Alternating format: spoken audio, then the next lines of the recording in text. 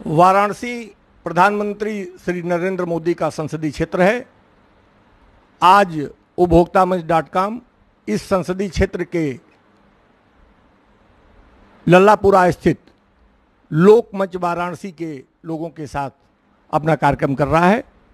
हमारे साथ वाराणसी संसदीय क्षेत्र के तमाम मतदाता हैं जो राजनीतिक रूप से प्रधानमंत्री नरेंद्र मोदी जो वर्तमान में दोबारा वाराणसी क्षेत्र से प्रत्याशी घोषित किए गए हैं भारतीय जनता पार्टी के, उन्होंने पिछले 2014 के अपने चुनाव के दौरान जो वाराणसी के लिए और इस पूरे देश के लिए सरकार बनने के बाद जो वादे किए थे उस पर वह कितना खरा उतरे, उनकी क्या स्थिति रही भारतीय जनता पार्टी की, जो उनके एजेंडे थे उस एजेंडे पर वो कितना कामयाब हुए, इन तमाम सवालों के लिए हम यहाँ आज पितरकुंडा में लोकमंच वाराणसी के लोगों के साथ मौजूद हैं। आइए हम यहाँ उपस्थित लोगों से ही उनसे उनकी राय जानें। सबसे पहले हम ये जानना चाहेंगे कि प्रधानमंत्री श्री नरेंद्र मोदी जी द्वारा 2014 के चुनाव में सबका साथ सबका विकास का नारा दिया गया था। आप सबका क्या मानना है कि मोदी जी सबका साथ सबका विकास यह जो 2014 में नारा दिया गया, उनको उन्होंने इस वादे को 2019 के चुनाव के पूर्व तक ठीक ढंग से उनके द्वारा निभाया गया या नहीं, इस पर आपकी क्या राय है?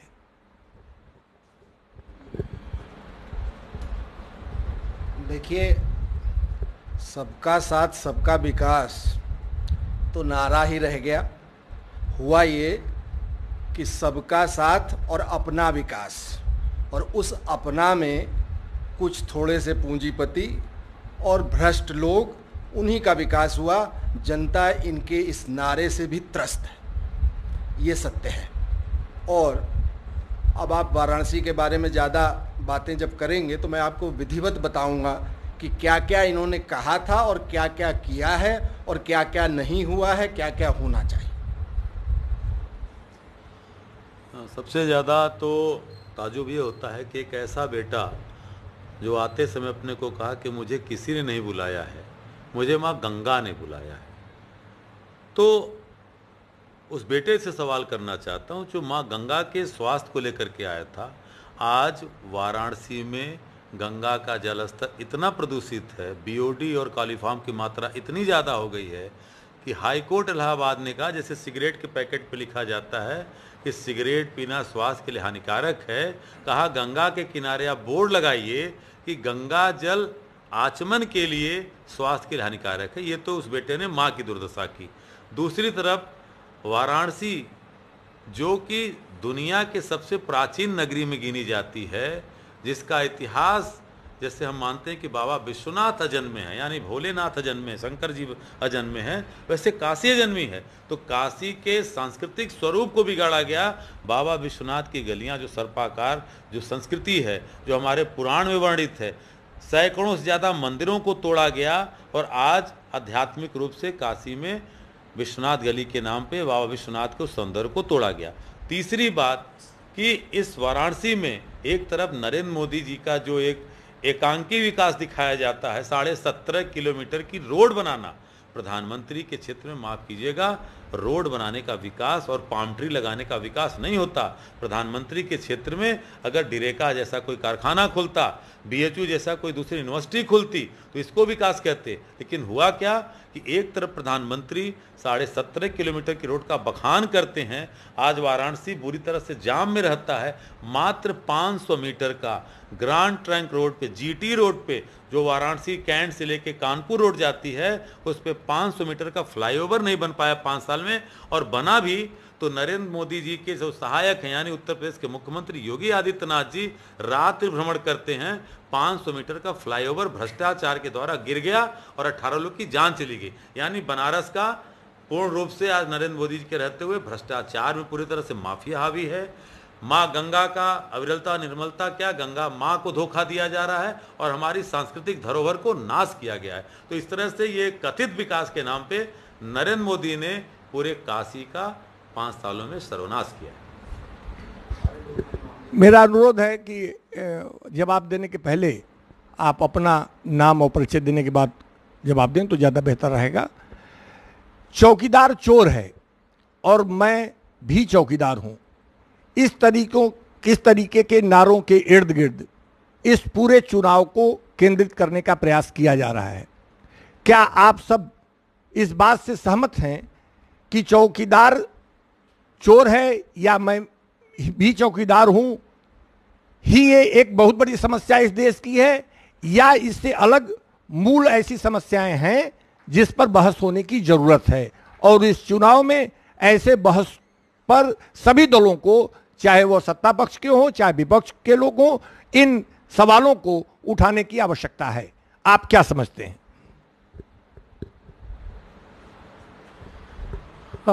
मैं डॉक्टर आनंद प्रकाश तिवारी राजनीति का विद्यार्थी हूं और समाजवाद का, प्रखर समाजवाद का पक्षधर हूं। देखिए, इनके पास कोई मुद्दा रह नहीं गया है कि 5 साल पहले जो वादा किए थे, जो घोषणा किए थे, उसमें से इन्होंने कुछ नहीं किया। उससे बाहर जाकर के सबका साथ सबका विकास के नाम पे सबका साथ तो लिया, पूरी देश की जनता का साथ लिया, और विकास केवल अपना और अपने चंद लंपट पूंजीपतियों का इन्होंने विकास किया। वही स्थिति रही बनारस में भी। बनारस में इन्हें जो इन्हें करना था, बनारस में अबे फिर दोबारा पता नहीं इनकी कैसे हिम्मत पड़ रही है, और अभी तक उन्होंने तो नहीं घोषणा किया है। और हमारे जैसा आदमी यह मानकर चल रहा है कि जो आदमी ग्रेजुएट स्तर की लड़कियों से बात करने के लिए नहीं आ सकता है, अपना रास्ता बदल सकता है, उसके सामने नहीं पढ़ना चाहता है, वो बनारस के लोगों को कैसे फेस करेगा? बनारस में इन्होंने, बनारस के नाम पे बनारस की पुरानी संस्कृति, बनारस का जो पुराना धरोहर, जिसके जो बनारस का पहचान हुआ करता था, पक्का महाल, उन्होंने ध्वस्त कर दिया। माने जो दुनिया की प्राचीनतम नागर सभ्यता थी उसको इन्होंने समाप्त कर दिया। बनारस के इर्द गिर्द के सारे पेड़ों को इन्होंने कटवा दिया। बनारस का जो गंगा नदी था, गंगा नदी पिछले साल ही सूख गई थी इसी महीने में, और इस साल भी, आज की तारीख में भी गंगा नदी से पानी उठा करके सप्लाई किया जाता बनारस में। और इस समय भी बनारस में गंगा नदी में पानी के नाम पर केवल जलमल ढोती हुई 80 का पानी है जिसको पंप किया जा रहा है, और हमारे अंदाज से 2-4 दिन से ज्यादा वो समय नहीं लगेगा कि वो जलमल का पानी भी वो सप्लाई नहीं कर पाएंगे। बनारस में पेयजल के लिए यहाँ के 16 पार्क थे, उन पार्कों में टंकियां बनी थी, वो टंकियों से एक बूंद पानी सप्लाई नहीं हो रहा है। और ये जो विकास के नाम पर उन टंकियों का रंग रोगन करवा करके उसका सौंदर्यीकरण कर रहे हैं, तो ये कैसा विकास है? इन्होंने जितनी चीजें कही थी बनारस के लिए, उन्होंने कुछ नहीं किया। बुनकरी की समस्या सबसे बुरा हाल है, रोजगार का समस्या सबसे बुरा हाल है। संपूर्णानंद संस्कृत यूनिवर्सिटी को इन्होंने कहा था कि हम उसको केंद्रीय दर्जा दिलाएंगे, वो भी इन्होंने किया, ने उसको नहीं किया। पिछली सरकार ने बनारस में एम्स स्थापना के लिए अपनी घोषणा कर दी थी, सारी चीजें फाइल में थी। इन्होंने एम्स के नाम पर काशी हिंदू विश्वविद्यालय की जमीन को कौड़ियों के मोल टाटा को दे दिया। पहला, इतिहास की पहली घटना है। और उसमें आकर के फीता काट के अपना बोलना, अरे भाई वह तो एक व्यक्तिगत आदमी को आपने दे दिया, उसमें सरकार का कहीं से कोई योगदान नहीं है। और इस तरीके की जितनी भी चीजें हैं बनारस की, इन्होंने केवल मार्केटिंग किया है, और उस मार्केटिंग में भी अपने उन लंपट पूंजीपतियों को बार बार लाभ पहुंचाने की इन्होंने बार बार कोशिश की है। उसके अलावा आम जनता के लिए तो इन्होंने कुछ नहीं किया। यहां पर बनारस में आज की तारीख में पीने का पानी नहीं है, बनारस में आज की तारीख में सांस लेने के लिए स्वच्छ हवा नहीं है, बनारस में आज की तारीख में शिक्षा के नाम पर काशी हिंदू विश्वविद्यालय जैसे शिक्षण संस्थान को इन्होंने राजनीति का अड्डा बना दिया है, संघियों का अड्डा बना दिया। वहां पर कोई डिस्कशन आज की तारीख में नहीं हो सकता है काशी हिंदू विश्वविद्यालय में। ये सारी चीजें के बावजूद वो किस तरीके की हिम्मत कर रहे हैं। और हमारे जैसा आदमी तो यह मान के चल रहा है कि उन्होंने तो घोषणा अभी किया नहीं है, और जो आदमी बच्चियों से बात करने से कतराए वो यहां से पतली गली से निकल लेगा। शायद यहां पर वो अपना नामांकन करने की भी उनकी स्थिति नहीं है। मेरा नाम डॉक्टर आसिफ है और लोकमंच का मैं कार्यकर्ता हूँ। मेरा मानना यह है कि चौकीदार शब्द जो है, वर्ड जो है, कोई बुरा नहीं है, लेकिन इन्होंने इसका मिसयूज़ करना शुरू कर दिया है। जैसे एक चाय वाले का करा था, इसी तरह से चौकीदार का। क्या ये बता सकते हैं कि इन्होंने आज तक 5 साल में किसी चौकीदार के लिए कुछ करा हो? कहीं पे भी कोई भी चौकीदार हो, किसी को भी 1000 से लेके 2000 3000 से ज़्यादा सैलरी कोई प्राइवेट वाला नहीं देता है, और इन्होंने उनके लिए कुछ नहीं करा।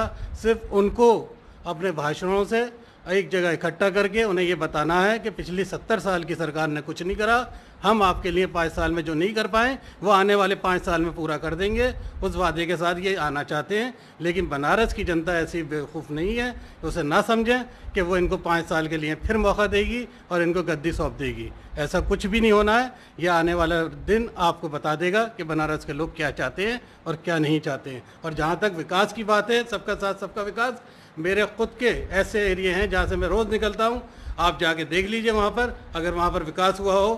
कहीं पे भी ऐसा कुछ नहीं है। सिर्फ स्ट्रीट लाइट लगाने से विकास नहीं होता है, या पेंटिंग बनाने से विकास नहीं होता है। पेंटिंग बनाने के लिए 10-10, 20-20, 100-100 रुपये दे के कलाकारों को पकड़ के साइडों में पेंटिंग बनवा दी, वॉल पेंटिंग बनवा दी, उनसे विकास नहीं होता है। हाँ, बाहर वालों को अच्छा लगता होगा वो कि एक पेंटिंग बनी है बनारस के अंदर, लेकिन बनारस वालों को ये सब चीज़ पसंद नहीं है। यहाँ अगर सबका साथ था, सबका विकास था, तो वो दिखना चाहिए था, जो आज तक ज़मीन पर नहीं दिख रहा है। कांग्रेस पार्टी ने अपने घोषणा पत्र में 5 प्रमुख बिंदुओं को दिया है। कांग्रेस पार्टी का कहना है कि 2020 मार्च तक 22 लाख लोगों को सरकारी पदों पर उनकी नियुक्ति की जाएगी। साथ ही नया व्यापार करने वाले लोगों को 3 साल तक किसी भी तरीके के लाइसेंस की प्रक्रिया से गुजरना नहीं पड़ेगा। किसानों के लिए एक अलग बजट बनाया जाएगा। 124A को हटाने का काम किया जाएगा, उसकी समीक्षा की जाएगी। ऐसे कई बिंदु हैं जिसको कांग्रेस पार्टी ने अपने घोषणा पत्र में शामिल किया है, और कांग्रेस पार्टी चाहती है कि वह इन सवालों का जवाब भारतीय जनता पार्टी दे कि वह इन सवालों पर उसकी क्या सोच है, वह क्या चाहती है। कांग्रेस पार्टी खुद इस सवालों को जनता के बीच में ले जा रही है।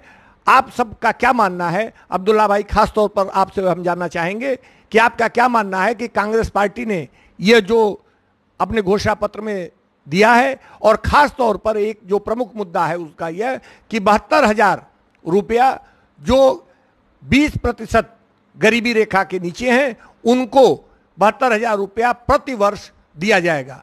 आपका क्या मानना है कि कांग्रेस पार्टी ने इन 5 बिंदुओं को जो अपने घोषणा पत्र में शामिल किया है, वह इसको अपने सत्ता में आने के बाद क्या वह इसको सफलतापूर्वक पूरा करने में कर पाएगी या नहीं? इस पर आपके क्या मत हैं?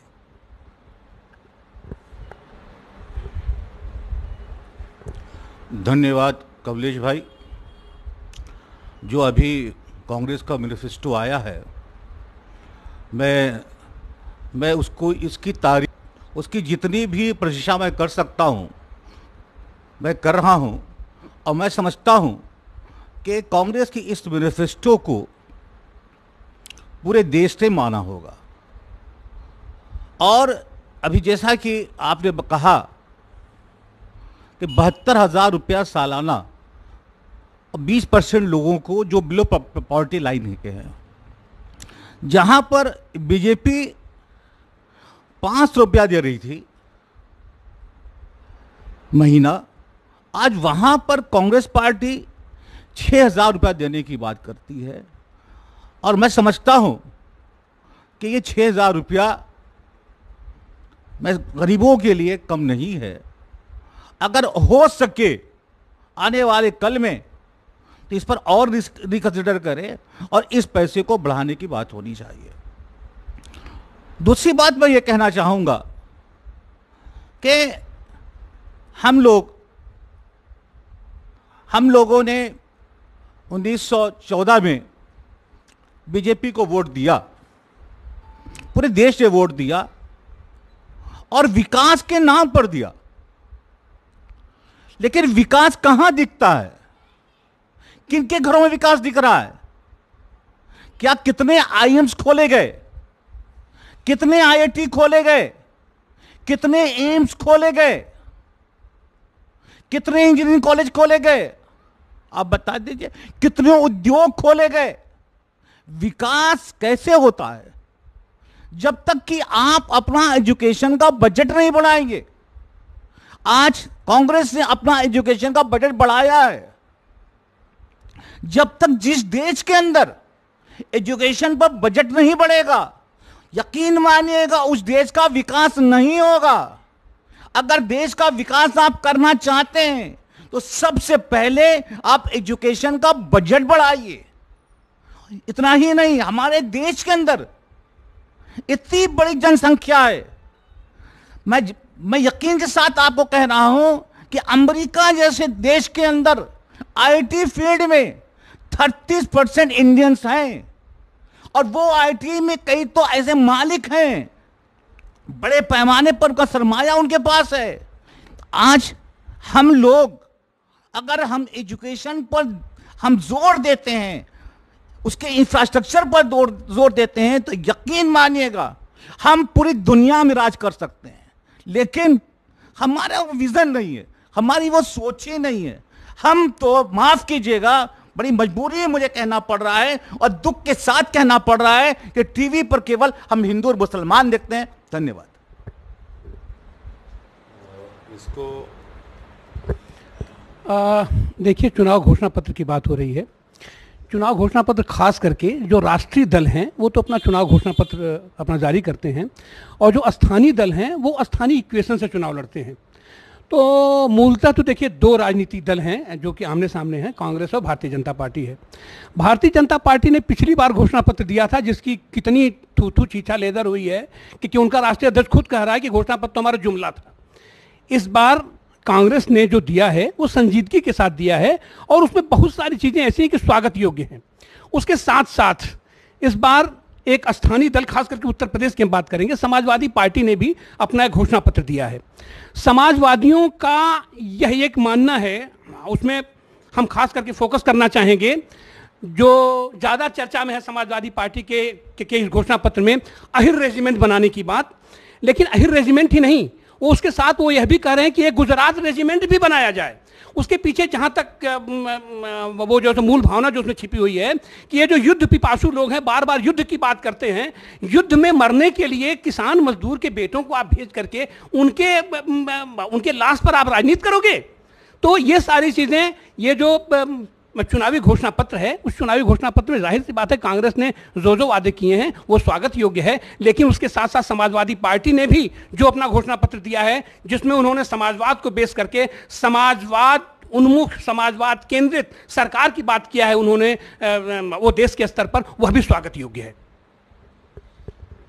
दो सवाल पिछले हो गए। एक चौकीदार पे आपने रखा था। सबसे बड़ी बात है कि इन 5 सालों में देश का भट्ठा बैठा देने वाले उद्योगपति, वो मेहुल चौकसी से लेकर विजय माल्या से लेकर के 12 लाख करोड़ रुपए का एनपीए आज तक सरकार के ऊपर, और आधा दर्जन से उद्योगपति जो नरेंद्र मोदी जी के सरपरस्त थे, वो देश छोड़ करके देश का माल लूट के जा चुके हैं। तो सवाल ये होता है कि चौकीदारी किसकी थी? खेत की चौकीदारी खेत का किसान करता है, देश की चौकीदारी देश का जवान सीमा पे करता है। प्रधानमंत्री किसकी चौकीदारी कर रहा था, ये सवाल है। तो चौकीदार मैं कहना नहीं चाहता, चौकीदार क्या देश की जनता तय कर देगी इस 19 के चुनाव में। दूसरी तरफ आपने कहा कि कांग्रेस के बजट को लेकर के, कांग्रेस के बजट को लेकर सबसे पहले तो स्वागत करना चाहते हैं। आज 4 दिन बाद पहले चरण का चुनाव होने जा रहा है। सत्ताधारी पार्टी या 7 अप्रैल है और 11 अप्रैल को प्रथम चरण का चुनाव है। भारतीय जनता पार्टी जो बहुत काम कर डाली, नरेंद्र मोदी जी कहते हैं ना, जो 55 साल में नहीं हुआ 5 साल में कर दिया, आज वो अपना एक घोषणा पत्र नहीं दे पा रहे हैं। इसका मतलब है कि कौन सा जुमला वो फिर तैयार करे, क्योंकि पिछले 5 साल में फेल हुए। दूसरी तरफ कांग्रेस ने जो 72,000 की बात कही, 72,000 की बात उस कांग्रेस ने कही जिसने मनरेगा जैसी एक सफल योजना को ला करके दिखाया कि गरीबों के पेट कैसे भरे जा सकते हैं। इसलिए उस 72,000 की योजना पे पूरे देश का गरीब गुरबा विश्वास कर रहा है। दूसरी तरफ कहा कि 3 साल वो 9 व्यापार करने वाले लोगों को छूट देगी। 93% असंगठित क्षेत्रों का व्यापार हिंदुस्तान की इकोनॉमी को बढ़ाता है। और नोटबंदी जो एक तानाशाही के द्वारा रवैया लिया गया था रातों रात करके, वो 93% असंगठित क्षेत्रों का जो व्यापार गिरा, ये उसी की तरफ इशारा है कि 3 साल तक जो कांग्रेस ने कहा कि हम उनसे किसी प्रकार का टैक्स नहीं लेंगे। अभी अमेरिका के राष्ट्रपति ने, डोनाल्ड ट्रंप ने कहा कि हिंदुस्तान सबसे ज़्यादा कर लेने वाले देशों का बादशाह है। आप समझ सकते हैं, जो मोदी जी हमेशा कहते थे कि हमको ट्रंप जी ने सकारा, तो आज स्थिति यह है कि आप मेक इन इंडिया के नाम पे कोई भी बाहर की कंपनी नहीं आती। और किसानी को लेकर के इस सरकार ने कहा था कि हम फसलों का 1.5 गुना दाम देंगे। आज फसलों का 1.5 गुना दाम मिलता तो इस सरकार में किसान की आत्महत्या न बढ़ती। और उसको लेकर के जो कांग्रेस ने कहा है, कांग्रेस ने हरित क्रांति लाई थी। आज कांग्रेस को विश्वास है कि देश का सबसे बड़ा उद्योग यानी 65% जो खेती किसानी है उसको बढ़ाने के लिए संजीदगी से काम कर रही है। और नौजवानों की बेरोजगारी की बात, 45 साल के बेरोजगारी का रिकॉर्ड इस सरकार में टूटा है। और सबसे बड़ी बात, जो SOS के जो लोग बेरोजगारों की सूचना देते हैं, सबसे बड़ी बात कि डाटा खत्म कर दिया गया। वो सांख्यिकी विभाग के बड़े बड़े अधिकारियों ने इस्तीफा दे दिया, NSSO के लोगों ने। तो इस सरकार की असलियत ये है कि सरकार डाटा को चोरी कर रही है, चोरी करने वाले लोगों को देश से बाहर तक भेज रही है। आप बताइए कि विजय माल्या दोपहर तक इस देश के वित्त मंत्री अरुण जेटली से मिलता है और मिलने के बाद शाम को बाइज्जत वो देश की सीमा छोड़ करके चला जाता है। तो पूरी तरह से कहने का मतलब है कि ये सरकार हर मुद्दे पे फेल हुई है और निसंदेह देश तय करने वाला है कि उसको चौकीदार नहीं चाहिए, देश को बचाने वाला थानेदार चाहिए। वो थानेदार ये देश की 132 करोड़ जनता है। मेरा नाम संजीव सिंह है और मैं एक सामाजिक और राजनीतिक कार्यकर्ता हूँ। संजीव सिंह जी, आप एक राजनीतिक दल के पूर्वांचल के अध्यक्ष रहे हैं। हम आपसे विशेष तौर पर जानना चाहेंगे कि यह जो गठबंधन सपा और बसपा द्वारा बनाया गया है, यह गठबंधन भारतीय जनता पार्टी को ऐसी स्थिति में, जबकि कांग्रेस पार्टी अलग रहकर चुनाव लड़ रही है, किस हद तक चैलेंज दे पाएगी? भारतीय जनता पार्टी को नुकसान यह गठबंधन कर पाएगा या कांग्रेस पार्टी भाजपा या गठबंधन का नुकसान करेगा? यह लाख टके का सवाल है। इस पर आपके क्या मत हैं? देखिए, सबसे पहली बात कि प्रतिपक्ष के साथियों के द्वारा बार बार कहा जाता है कि गठबंधन का प्रधानमंत्री कौन होगा। सवाल आज देश का प्रधानमंत्री चुनने का नहीं है, सवाल आज गठबंधन की जीत होगी कि नहीं। सवाल है कि जो सत्ता में लोग हैं वो कहते हैं कि 50 साल तक हम चुनाव नहीं होने देंगे।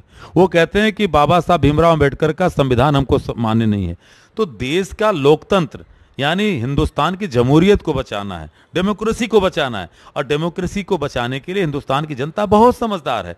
आप हिंदू महासभा के लोग जब चुनाव लड़ा करते थे, जनसंघ के लोग चुनाव लड़ा करते थे, हमारे वो पूर्वज थे जिन्होंने जनसंघ को कभी वरीयता नहीं दी। भारतीय जनता पार्टी जो सनस्ती से आई, हाँ, भारतीय जनता पार्टी का जो घेरे एजेंडा था इन 5 सालों में, इन्होंने कहा था कि गुजरात मॉडल लाएंगे, विकास लाएंगे, सांप्रदायिकता की बात नहीं करेंगे।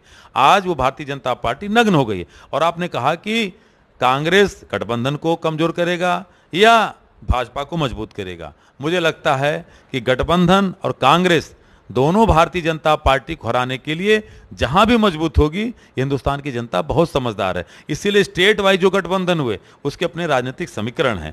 कहीं पे तृणमूल की ममता बनर्जी जी लड़ रही हैं, कहीं दिल्ली में अरविंद केजरीवाल गठबंधन के लिए प्रयासरत हैं, कहीं पे साउथ की पार्टियां हैं, यहाँ पर पार्टियां। और मुझे लगता है कि चुनाव कभी कभी बहुत लोकतंत्र में प्री अलायंस बनते हैं और पोस्ट अलायंस बनते हैं।